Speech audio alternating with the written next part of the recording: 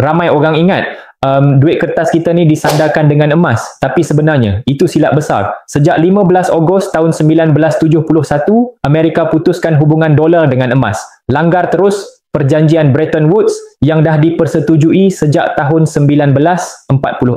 Sejak hari itu, duit kertas dicetak tanpa sandaran apa-apa. Tiada emas, tiada aset sebenar, hanya kepercayaan semata.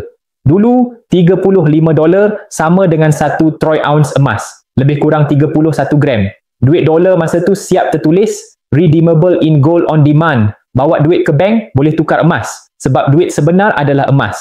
Tapi bila ekonomi Amerika merundum, mereka ambil jalan pintas, putuskan terus hubungan dolar dengan emas. Sejak tu, dolar dicetak sesuka hati. Pakar sejarah kata, penciptaan wang fiat adalah penipuan terbesar dalam sejarah manusia. Benda ni bukan baru. Zaman Jepun dulu pun dah jadi. Duit dicetak tak terkawal, harga barang melambung, kuasa beli rakyat lenyap begitu sahaja, dan hari ni, perkara yang sama masih berlaku. Tapi ramai yang tak sedar, kalau tuan-puan dah bersedia nak lindungi nilai harta, akaun Gap boleh mula dengan RM100 atau 1 gram sebulan. Isi je info dalam beg biru, saya akan guide dari mula sampai faham. Dulu ragu kini tahu. Jom simpan emas.